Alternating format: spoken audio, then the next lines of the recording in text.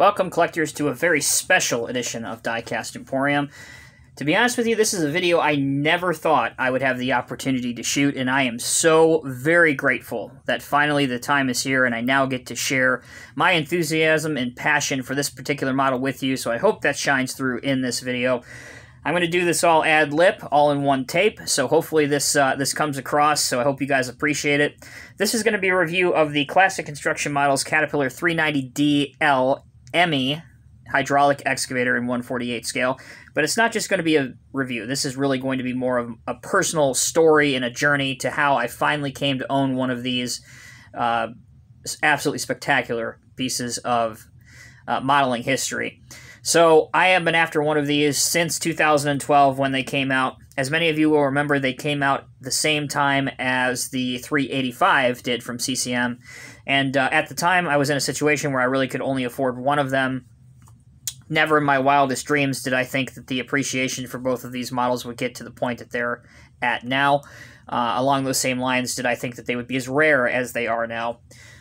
So long story short, my thought process then was, okay, you know, I'll just pick up the 385 and then I'll get the 390 when I can afford it somewhere down the line. Well, it has been almost 10 years of coming close on numerous occasions to finally to be able to get one of these, and for one reason or another, things just fell through. I'll share a couple of those instances with you now. Really, the two most recent ones. One, there was a there was a gentleman on Instagram who we all kind of know, and he's had one that he's been kind of teetering back and forth on, and he was kind of like, I'm not sure I want to sell it. And he actually has two of them, and he wasn't quite sure if he was ready to let one go, which I totally, absolutely understand. I don't fault him one bit. So I was kind of, I'll fully admit, I was kind of pestering him a little bit, trying to, push him over the edge to sell it. And I was like, you know what? I understand where he's coming from. Clearly, he's not, he's not ready to part with one. So that was one instance. But another instance, within the past few months, DHS up in Berea, Ohio, they not only had one in their auction, but they also had one pop up in their vintage. Actually, I should say they had two pop up in their vintage sales. And me and another gentleman on Instagram were able to secure both of them very, very quickly. And, he got his. Everything was fine. However, the one that I received, and if I could ever figure out how to do this, I'd show you a picture of it. But mine was a repaint in all red. It didn't say that anywhere in the listing. It was an honest mistake. I've talked to Chuck about it before at DHS. There's no hard feelings there. Apparently there was a large consignment or a large collection that was brought in, and I guess they didn't go through everything fully or whatever. They took it at face value. The box said 390, so they assumed that it was two 390s. But nevertheless, so I bought that one. I got it. It had a little bit of damage to it, but that wasn't the main problem. I opened it up and it was a red custom repaint of the 390s. So talk about, being heartbroken when it comes to collecting. That was a hard one. So now, fast forward to a couple weeks ago, I had a gentleman reach out to me out of the blue on, I believe it was Instagram, might have been Facebook, I don't remember. And he goes, what's the going rate for a 390 nowadays? And I get these questions frequently on many different kinds of models. People will, just reach out to me, hey, I'm looking for such and such model, or hey, how much is this model worth? I'm kind of looking to buy it. I don't want to pay too much, etc., etc. So at first I thought that's what this was going to be about. So I answered him and I said, well, it depends on a number of factors. It depends on if it's used, if it has paint chips, if it has the serial number with it, or, if there's anything missing from it. So it depends on a lot of factors. He went on to tell me that it's complete, has the original box. The only thing it doesn't have is the outer shipping box, but it has the serial number brochure. The model is in great condition. It had, one forward-looking headlight that had fallen off, but it was a clean break, and all you really needed to do was just glue it. You wouldn't be able to tell.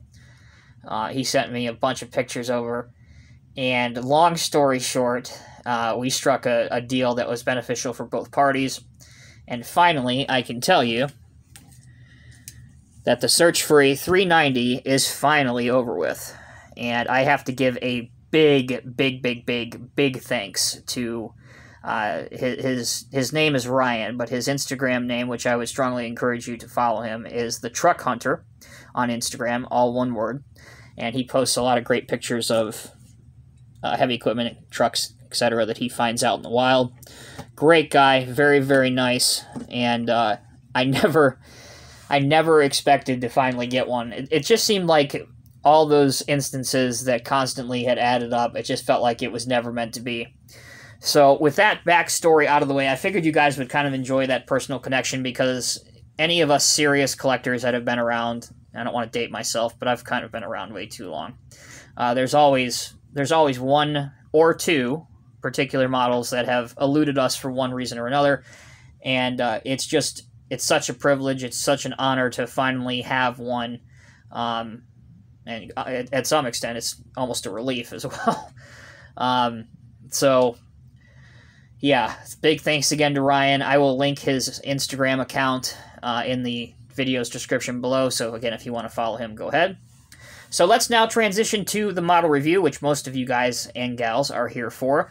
As you can see, we have the models box in front of you. As I said, both the 390D LME for mass excavator and the 385 by CCM were released in conjunction together with each other in 2012. So we can see the box style is very reflective of, you know, the Cat Power Edge or Power Stripe logo from that era. We have 390D LME, Excavator, 148 scale precision diecast. You have the Classic Construction Models logo here.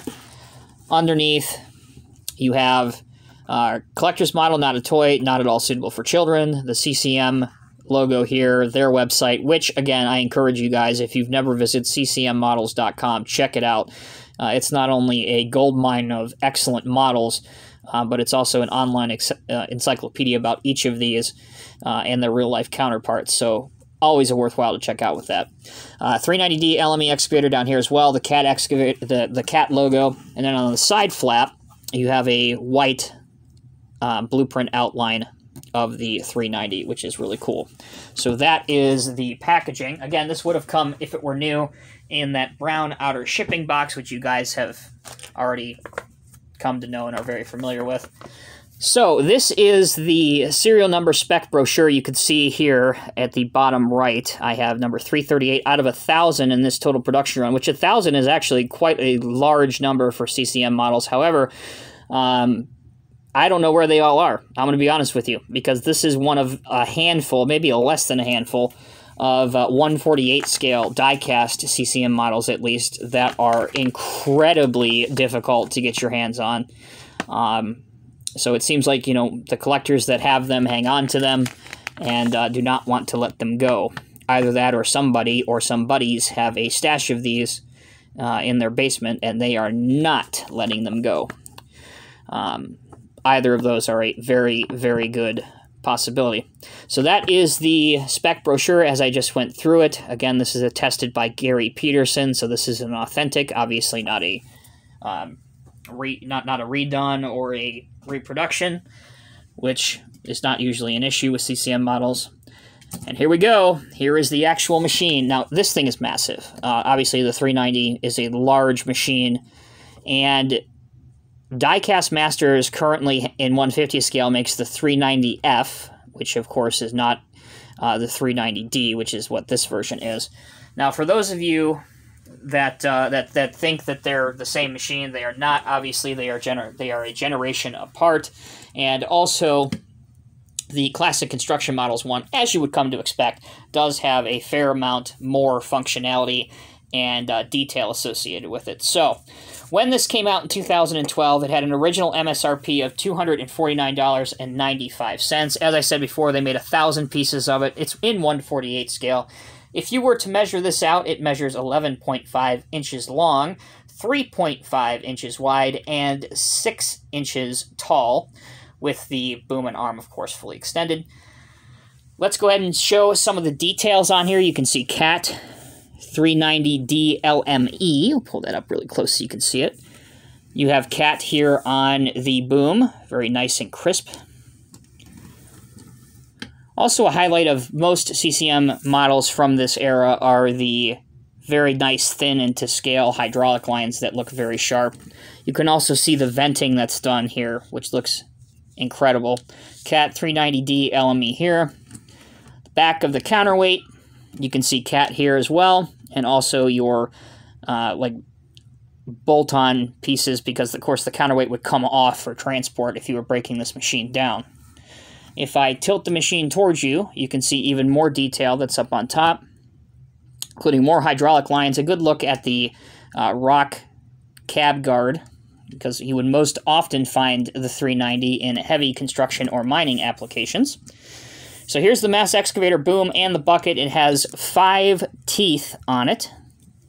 Let's tilt it over as well. There you can see the serial number and the track detail with the track shoes. They do move pretty freely. Again, I would caution you, just be a little bit careful. Obviously, you don't want to have your tracks come across on you. As for functionality, this model has a lot of it, including a couple different opening panels. You have this one back here, which you can open and see inside. That's pretty sharp. You can close that up. This panel opens up on the top to give you an even better look at the components inside. If we turn it around, I'm going to save a little time here and show you that it rotates 360 degrees. All right, let's open our cab door, which the fit on the cab door is really, really good, so it takes a little bit of care. But as you can see, I've got it open, and inside you have your instrument panel here. You have your levers for your tracks, levers for your boom and stick and everything. Obviously, your operator's seat. All very well. By the way, this was the light that was, quote-unquote, broken off, which really, it looks like it had just separated. So with the help of Gorilla Glue and a little bit of patience, I was able to put it back on. You can't even tell. It looks perfect up there. So, close the door. And let's turn our attention now towards the end of the video to show you the functionality of this model. Now, this model does have a pretty significant downfall with it, so let's go ahead and get that out of the way, and it's with the functionality of the boom and stick. Now, I've seen a lot of people, particularly when this model came out, is they would file these down because you can only, as you can see here, you can only lift it up to here, and it will only go down. I'm trying to be very careful while I'm doing this. This is so stressful when you're messing with CCM models. It also only goes down to here, so you always want to be a little bit careful. Again, a way to get around this or to fix this is to file these down a little bit, which again I would never recommend doing on CCM models, but that is an option, and many collectors that have 390s have done that. Your bucket movement curls into only there, which again is another slight downfall, is the fact that your bucket only curls into here. So it should obviously curl in much more. Again, you can get around that, but it does tuck up very nicely for a transport load should you want to put this on a very large lowboy. Although again, I would recommend if you're going to go do that and you want to go all out, you can disassemble the counterweight, maybe take the tracks off, obviously take the stick and your bucket off, and put it on maybe a couple different lowboys. So that will conclude not only my review, but also my personal story connected with one of my favorite CCM models of all time that, I never thought I would own, which is the 390D LME in 1/48 scale. Absolutely love this piece. Guys, I can't say it enough. If you have the opportunity to get one of these, jump on it. Don't hesitate. They are not inexpensive. They are not going to be easy to get. Especially as we go on further and further away from when these models were released. They're only going to get harder. But they are a wonderful addition, and if you consider yourself a serious collector of high-end Caterpillar models, this is absolutely one to put on your bucket list. Once again, huge thank you for Ryan to make this happen. Again, check him out, The Truck Hunter, on Instagram. And as always, I'm Tommy with Diecast Emporium. Thank you all so very much for watching. Until next time, take care and be safe. I'll see you in the next review.